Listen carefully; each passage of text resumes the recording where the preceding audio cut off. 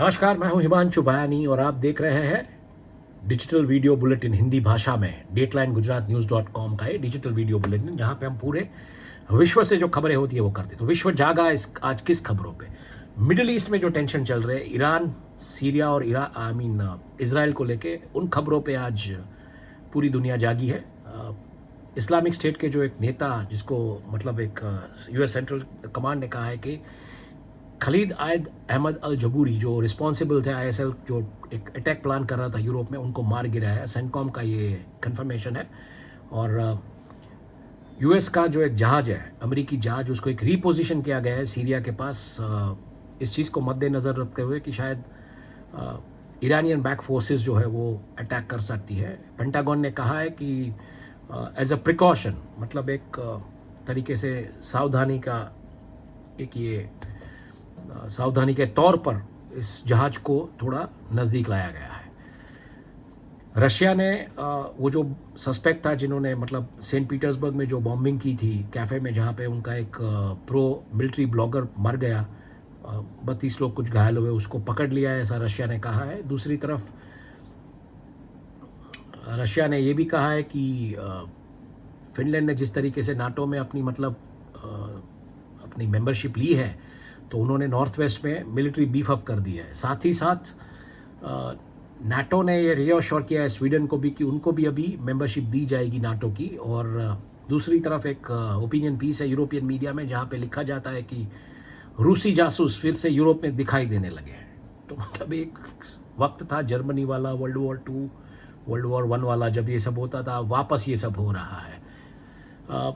दूसरी तरफ चाइना ने कहा है कि एक संयुक्त रिस्पॉन्स मैकेनिज्म के लिए तैयार है ग्लोबल चैलेंजेस जो उसके सामने, और ये संयुक्त जो रिस्पॉन्स दिया जाएगा वो, उसमें रशिया ने स्टेटमेंट दिया है कि वो चाइना ने स्टेटमेंट दिया है कि भारत और रशिया के साथ मिलकर ये मतलब रिस्पॉन्ड करेगा ग्लोबल चैलेंजेस को। दूसरी तरफ मलेशिया के प्रधानमंत्री अनवर इब्राहिम, जो जिन्होंने कहा था कि कल बात की थी चाइना से साउथ चाइना सी वाटर को लेके जो डिस्प्यूट है उसमें, कि पेट्रोनास का जो प्रोजेक्ट है वो साउथ चाइना सी में, वो मलेशियन टेरिटरी में है, तो मतलब इसके ऊपर कोई बात नहीं होगी, ये जैसे है वैसा ही है। मेर्स कोविड-19, मतलब मेर्स वायरस और कोविड-19 वायरस अभी जुड़ गए हैं और इसका खतरा बढ़ रहा है। वैक्सीन के लिए भी तैयारियां शुरू कर दी जाए, ऐसा साइंटिस्ट ने कहा है। लेकिन मैं एक आपसे विनंती करूंगा, एक गुजारिश करूंगा कि मास्क पहनिए, जब भी बाहर जाइए सैनिटाइजर्स का इस्तेमाल कीजिए, क्योंकि हेल्थ केयर को लेके जिस तरीके की कीमतें चुकानी पड़ती है परिवार वालों को, मेंटल इमोशनल जो भी कुछ होता है, वो लॉस बड़ा ही है। हालांकि मैं अकेला हूँ इस कमरे में, तो मैंने मास्क अभी नहीं पहना है, पर आप कहीं पे भी जाइए तो मास्क पहनिए और बिल्कुल सावधानी बरतिए, सैनिटाइज़र यूज़ कीजिए, ताकि आप ऐसी कोई मतलब मेर्स कोविड-19 जैसी नई बीमारी का शिकार ना बने। आगे बात करते हैं। अफगान तालिबान ने रेड में मतलब 6 लोगों को मार गिराया है, ऐसी बात आ रही है, वॉशिंगटन पोस्ट की ये रिपोर्ट है। और ईरान और सऊदी अरेबिया जल्दी ही अपना एक जॉइंट चैम्बर ऑफ कॉमर्स खोल सकते हैं, क्योंकि उनके राजद्वारी संबंध सुधर चुके हैं अब, और जॉइंटली एक चैम्बर ऑफ कॉमर्स खोल सकते हैं। नेदरलैंड में एक पैसेंजर ट्रेन की दुर्घटना हुई है, एक व्यक्ति की मौत हुई थी और कई लोग उसमें घायल थे। बचाव कामगिरी मतलब अपने पुरजोश में थी वहाँ पे। वहाँ के प्रधानमंत्री ने भी संदेशा दिया था ये एक्सीडेंट को लेके। और बाइडन का जो प्रशासन है उसने बहुत सारी मतलब पूरी सावधानी बरती, लेकिन जो चीनी गुब्बारा जो दिखाई दिया था, उसने कुछ सेंसिटिव इन्फॉर्मेशन कलेक्ट कर ली है, ऐसी बात आ रही है, मतलब खास करके मिलिट्री एस्टैब्लिशमेंट्स की। तो ये चीज़ है अमेरिका में। और ट्रंप न्यूयॉर्क पहुंच चुके हैं, उनका कोर्ट का जो इंडैक्टमेंट है वहाँ पे वो प्रक्रिया शुरू हो चुकी है, शुरू होने वाली है ऐसा है। और उनके जो समर्थक है उन्होंने कहा कि आप मतलब घेरा डालिए, ये कीजिए, लेकिन कोई उनको जवाब नहीं दे रहा है फिलहाल, अभी तक की तो यही खबरें हैं।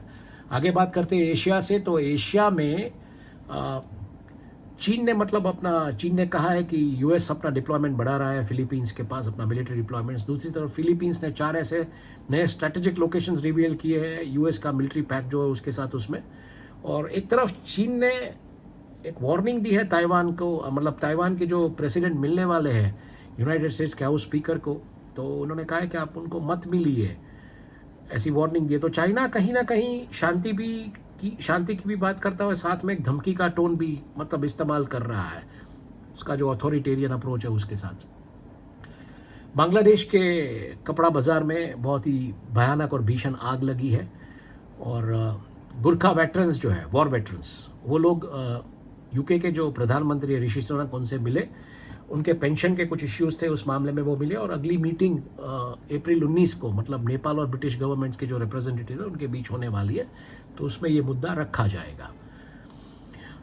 चीन ने जिस तरीके से मतलब नामकरण करने की कोशिश की थी अरुणाचल में, तो भारत ने उस दावे को नकार दिया है। तो इसके चलते साउथ चाइना मॉर्निंग पोस्ट ने एक एडिटोरियल पीस कर दिया है कि भारत चीन के सामने एक बड़ी हथियार बेचने वाली ताकत के तौर पे उभर रहा है, और भारत से मतलब चीन को सचेत रहना चाहिए, जिस तरीके से फिलीपींस और उन जगहों पे हथियार भारत ने बेचे हैं। तो देखिए, ये होता है राजद्वारी जब वॉर होती है, मतलब डिप्लोमेटिक वॉर होती है, तो ये सब होता है, मीडिया का इस्तेमाल होता है इसमें।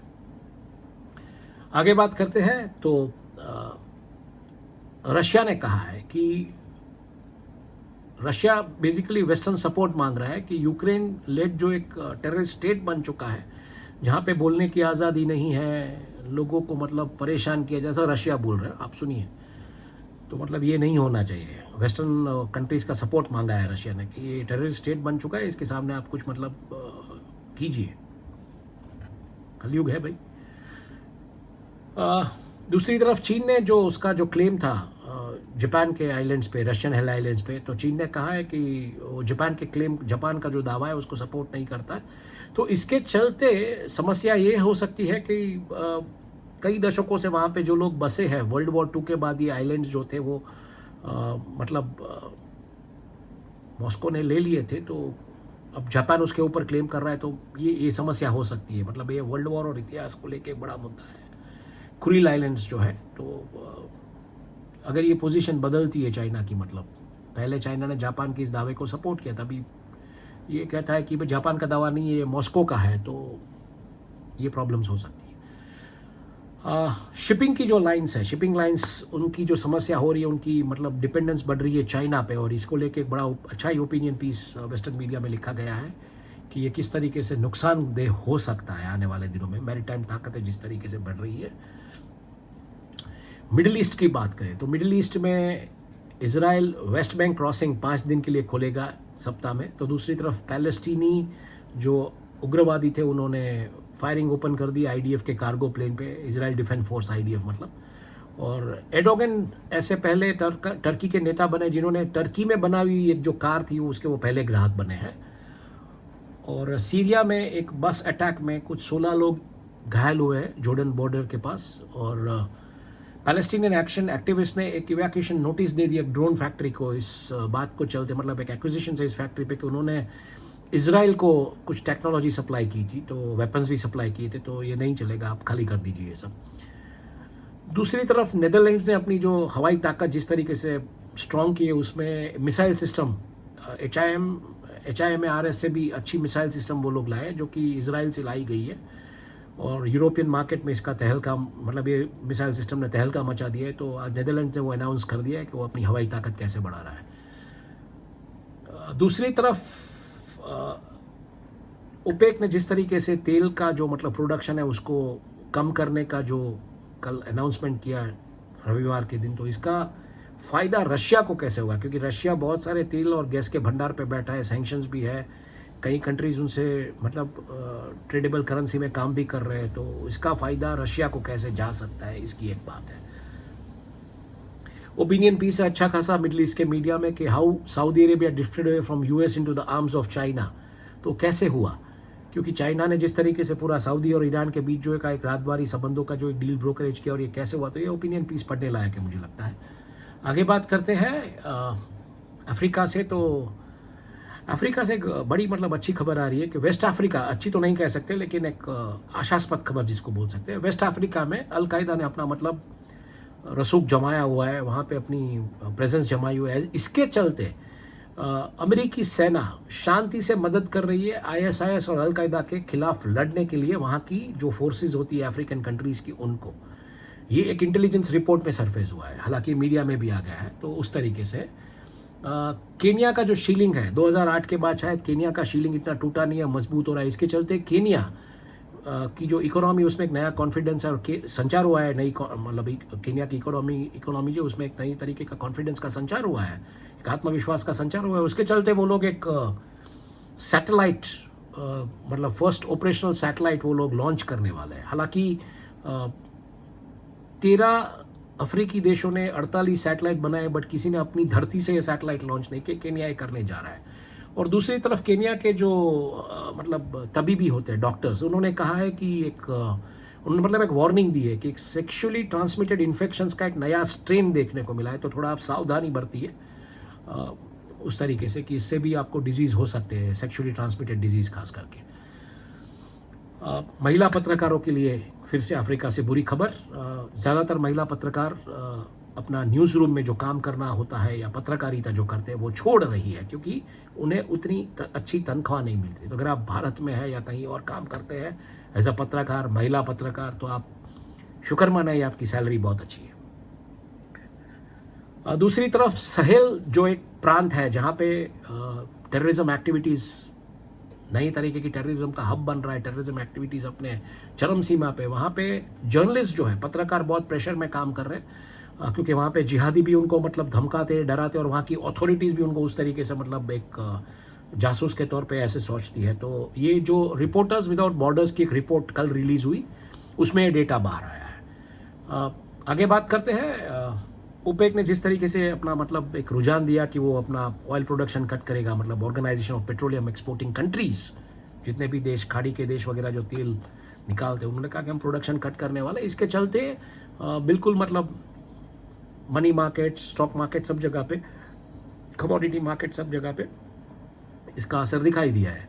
लेकिन नाइजीरिया की समस्या कुछ अलग है। नाइजीरिया को ओपेक ने टारगेट दिया था 106.2 मिलियन बैरल तेल निकालने का, यानी कुछ 10.11 करोड़ बैरल तेल निकालने का। उसके सामने नाइजीरिया ने 7.5 या 8 करोड़ बैरल तेल निकाला है। बाकी की जो मतलब किल्लत है अभी वो करीबन 3 करोड़ बैरल की, तो मतलब वो निकाला नहीं है। तो नाइजीरिया में तो भाई बिल्कुल, वैसे भी फ्यूल सब्सिडी काटने वाली है सरकार वहाँ पे, तो बात ये आ रही थी कि पेट्रोल 135 रुपये प्रति लीटर चला जाएगा नाइजीरिया में, उसके ऊपर ये तेल निकाला नहीं है ओपेक ने जो टारगेट दिया था, तो समस्याएं हो सकती है उनको। आगे बात करते हैं यूरोप की। तो यूरोप में बेल्जियन पुलिस ने जो है वो वहाँ की जो यूरोपियन पीपल्स पार्टी है, 2019 में कुछ करप्शन के चार्जेस उनके ऊपर लगे थे। तो ये ब्रेकिंग न्यूज़ थी euroactive.com पे। बेल्जियन पुलिस ने वहाँ पे छापा मार दिया है और उनकी जो पहली और तीसरी मंजिल जो है वहाँ पे कंप्यूटर्स वगैरह जो भी होता है वो सीज कर लिया। ये एक नया हुआ है, जहाँ पे भी छापे लगते हैं कंप्यूटर्स उठा लेते हैं। एनी विच वेज, आगे बात करते हैं। यूएस सेक्रेटरी जो है स्टेट के, एंटनी ब्लिंकन, वो अटेंड कर रहे हैं ईयू और यूएस की एनर्जी मीट। लेकिन ओपेक ने जिस तरीके से मतलब तेल का प्रोडक्शन का कट का डेटा दिया, उसके चलते यूरोपियन सेंट्रल बैंक जूझ रही है महंगाई से। महंगाई की दर को वो कम करना चाहती है, लेकिन अभी वो महंगाई की दर को कम नहीं कर पाएंगी। तो ऐसे माहौल में एक्सपर्ट्स ने कुछ ऐसा सजेस्ट किया है कि पोलिश शेल गैस, यानी कि पोलैंड में जो शेल गैस मिलता है, शेल गैस समंदर से मिलता है, एक नई टेक्नोलॉजी है, फ्रैकिंग टेक्नोलॉजी, तो उसके ज़रिए मिलता है। तो ये मतलब एक बड़ा विकल्प हो सकता है यूरोप की जो एनर्जी क्राइसिस है उसको लेके और उसकी एनर्जी नीड्स को एड्रेस करने के लिए। रशिया ने कहा है, जैसे मैंने कहा कि नाटो के, फिनलैंड का नाटो में जुड़ने के बाद उन्होंने वहाँ पे अपनी मतलब नॉर्थ वेस्ट में अपनी पूरी मतलब सैन्य ताकत बढ़ा दी है। और साथ ही साथ यूक्रेन शायद एक ऐसा देश बन चुका है जो कि माइन कंटामिनेटेड नेशन, यानी कि जो माइंस बिचती है ना, गोला बारूद, तो पूरा का पूरा शायद वर्ल्ड का बहुत ही माइन कंटामिनेटेड नेशन बन चुका है। उसकी एक रिपोर्ट है यूरोपियन मीडिया में, पढ़ने लायक है। आगे बात करते हैं यूएस और लैटिन अमेरिका और करीबियन से। तो ज़्यादातर जो ट्रम्प ट्रायल्स को लेके जो खबरें आ रही है अमेरिका में वही है। लेकिन कनाडा की अगर हम बात करें तो वहाँ पे जो अर्थशास्त्री है कनाडा के अर्थशास्त्री ने मतलब ये डर जाहिर किया है कि आप महंगाई कंट्रोल नहीं कर पाएंगे, क्योंकि तेल का प्रोडक्शन का डेटा जो कट करने की बात की है ओपेक राष्ट्रों ने, उसमें तेल नहीं मिलेगा, तेल के भाव बढ़ेंगे, डिमांड के सामने मतलब सप्लाई नहीं होगी, तो इसकी असर महंगाई, इसकी मतलब जो मार पड़ेगी वो महंगाई के तौर पे पड़ेगी और महंगाई आप वापस बढ़ना शुरू हो जाएगी। सभी राष्ट्रों की यही समस्या है एक्चुअली अगर देखने जाए तो, क्योंकि तेल जो है, तेल अगर सस्ता नहीं मिलेगा या एक लेवल के भाव पे नहीं मिलेगा और सप्लाई डिमांड का डेटा मैच नहीं होता है तो ये बिल्कुल महंगाई बढ़ा सकता है। मौसम बेहाल है कनाडा में। वैंकूवर में बहुत ही भारी बर्फबारी हुई है, शायद रिकॉर्ड ब्रेकिंग बर्फबारी हुई है, ऐसा समाचार सूत्रों के हवाले से खबर मिल रही है। और सैल्मन फिश जो है, पैसिफिक सैल्मन फिश, उसमें कुछ एक तरीके का रोग पाया गया है, खास करके ब्रिटिश कोलंबिया कोस्ट पे। और जो परिवार गुजरात से, जो परिवार था गुजरात के गांव से, बीजापुर ज़िले से जो क्रॉस कर रहा था बॉर्डर अमेरिका जाने के लिए कनाडा से, वो डूब के मर गया। लेकिन अगर वो शायद बच भी जाते तो उनको डिपोर्ट करने की बात थी, तो भगवान उनकी आत्मा को शांति दे। लेकिन ये खबरें वहाँ के मीडिया में आ रही है। ट्रंप पहुँच चुके हैं न्यूयॉर्क, अपने समर्थकों को बोला है कि कुछ कीजिए, लेकिन उसके समर्थक उतने जुड़ नहीं पा रहे उनके साथ शायद, या मतलब जो ट्रंप बोल रहे हैं वो मानने के लिए तैयार नहीं है। आगे बात करें तो यूक्रेनियन रेफ्यूजीज़ जो यूएस में, उनका भविष्य कुछ धुंधला सा है, ऐसी खबरें वहाँ के मीडिया में आज छपी है साथ ही साथ। और मैक्सिको की बात करें तो मैक्सिको ने आज 2 बड़े गैंगस्टर्स कनेक्टेड न्यूज़ है वहाँ से। एक तो दिल्ली का मोस्ट वांटेड गैंगस्टर जो था दीपक बॉक्सर, उसको मैक्सिको में अरेस्ट कर दिया गया है। कल ही सरकार ने 28 लोगों की एक सूची निकाली थी, कहा था कि यूएस और कनाडा इन लोगों को पनाह दे रहा है, तो दीपक बॉक्सर पकड़ा गया है, जिसको लॉरेंस बिश्नोई ने मदद की थी भागने में। लॉरेंस बिश्नोई मतलब वो जिसके ऊपर इल्ज़ाम है सिद्धू मूसेवाला के मर्डर का, तो वो गैंग ने मतलब उनको मदद की थी भारत से भागने के लिए। और दूसरी तरफ मैक्सिको ने ड्रग ट्रैफिकर एल चापो गजमैन का जो सिक्योरिटी चीफ था उसको यूएस को हैंड ओवर कर दिया है। तो मुझे लगता है आज मैक्सिको में, मतलब मैक्सिको पुलिस ने घमासान बुला दिया आज के दिन में। आगे बात करें तो यूएस की इकोनॉमी जिस तरीके से ढीली पड़ती जा रही है उसका असर मैक्सिको में भी दिखाई देना शुरू हो गया है। और उसका जो डीप यूएस कॉन्ट्रैक्शन है, उसका रिस्क, एसेंचुएटेड रिस्क उसको बोलते हैं, वो परकोलेट हो रहा है नॉर्थ अमेरिकन कंट्रीज, कनाडा में भी हो रहा है, मैक्सिको में भी हो रहा है। रिन्यूएबल एनर्जी के क्षेत्र से बड़ी अच्छी खबर है मैक्सिको से। आर्कटेक करके कंपनी, उन्होंने 365 मेगावाट सोलर ट्रैकिंग सोल्यूशन, एक जो लार्जेस्ट सोलर मैक्सिको में, मतलब एक सोलर प्रोजेक्ट है, उसके लिए देने की बात की है।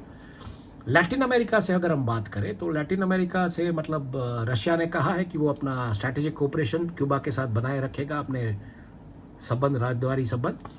और डोमिनियन यूटिलिटी जो कंपनीज होती है, मतलब वहाँ की जो बिजली पहुँचने वाली कंपनियाँ, उन्होंने परमानेंट कंसेशन दे दिया है सोलर जो भी लगाएगा अपने घर पे या अपने फार्म्स पे या कहीं पे भी।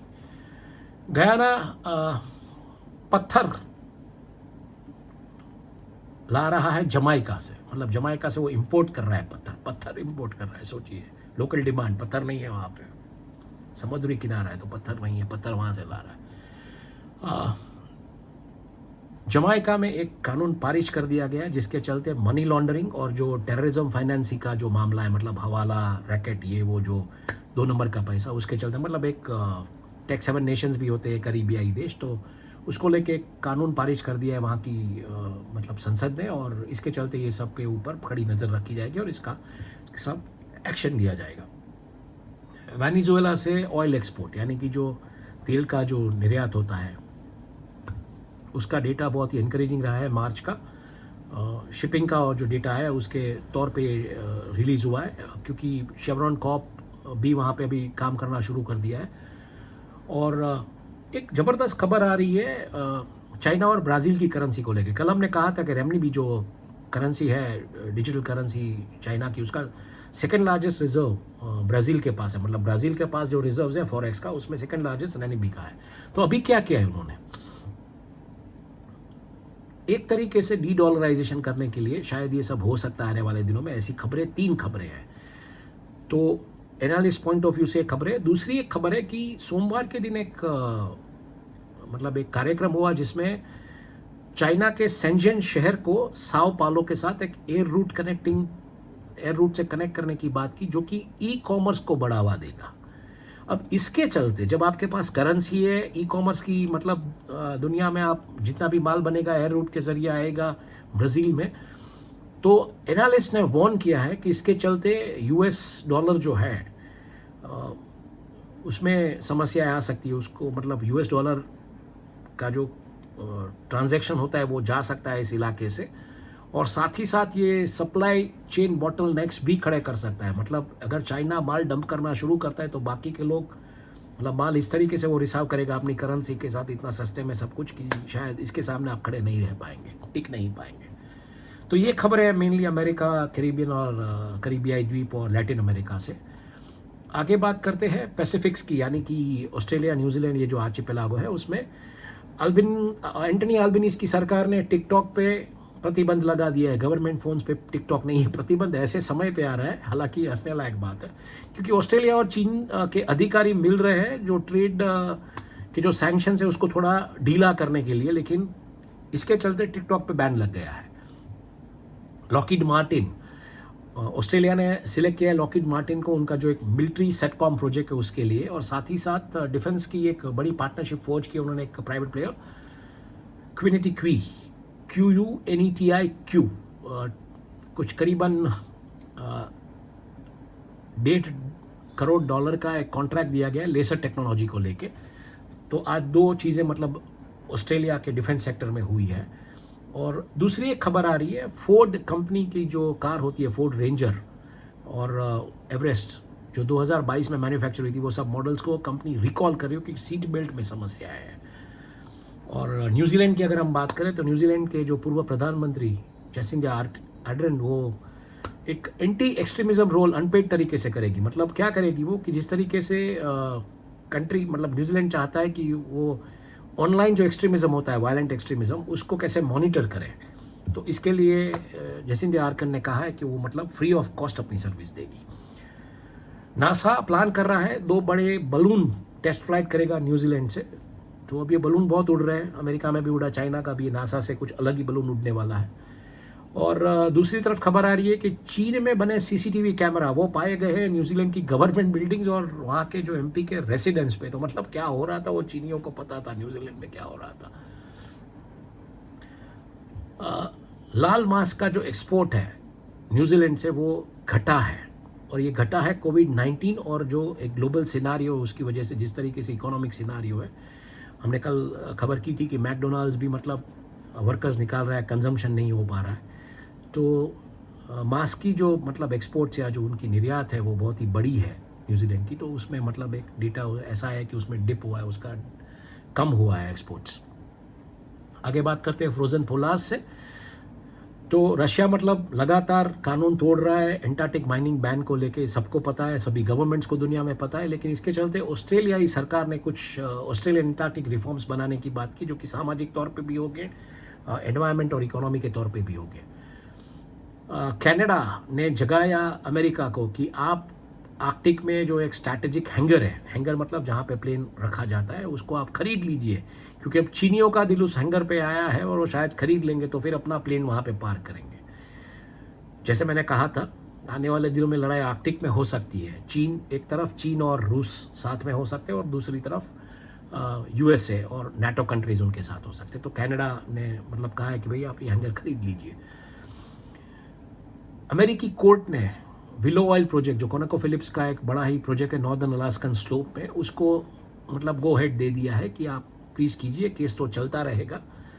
और वैज्ञानिक कुछ ऐसा कर रहे हैं आर्कटिक्स और एंटार्क्टिक्स में, वो लोग आइस मेमोरी के तौर पे आइस को प्रिजर्व करना चाहते हैं। हालांकि बर्फ़ जो है वो पिघलती है, लेकिन वो आइस मेमोरी के तौर पे, मतलब वो जो डेटा है उसको कैसे रखा जाएगा, कितनी इम्प्योरिटी है, कितने उसके शीट के थिकनेस है वगैरह, तो उसके लिए वो लोग आइस प्रिजर्व करना चाहते हैं। ये कैसे करेंगे, क्या करेंगे, कौन सी टेक्नोलॉजी लाएंगे, ये मुझे लगता है हमें देखना पड़ेगा, क्योंकि बर्फ़ पिघलती है।